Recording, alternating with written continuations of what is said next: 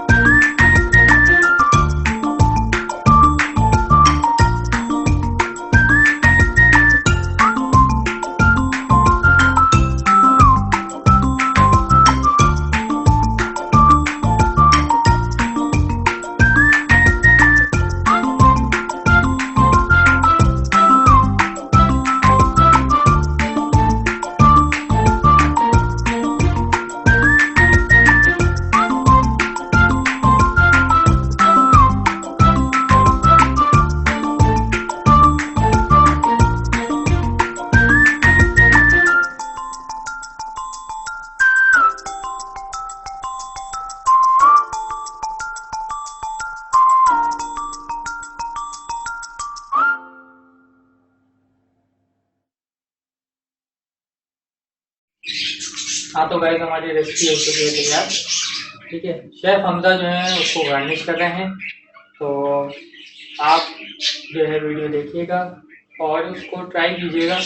Try करने के बाद अपने घर वालों को भी खिलाइएगा। ठीक है, उसके अलावा जाते जाते एक काम जरूर करिएगा, लाइक शेयर और सब्सक्राइब करना ना भूलिएगा। और आखिरी काम लाजमी करिएगा जो है मेन, कमेंट्स में हमें अपना फीडबैक जरूर दीजिएगा। ओके गाइस, फिर मिलते हैं नेक्स्ट वीडियो में। तो ये मिंट पाउडर है, ड्राई मिंट पाउडर, हम इसके ऊपर थोड़ा सा पोर करेंगे गार्निशिंग के लिए। इसके बाद बेसल लीव, जो कि हम अक्सर फूड में यूज़ कर सकते हैं, ये खाने के काम भी आते हैं और बहुत अच्छी खुशबू होती है, अरोमा इनका बहुत मज़ेदार होता है। बाकी हमारे पास ये है एक लीव जोरी क्रिस।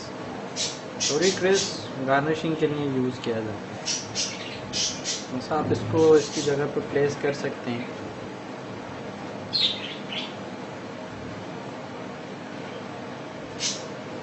अब इसको आप कैसे भी रख लें, अच्छा लगेगा।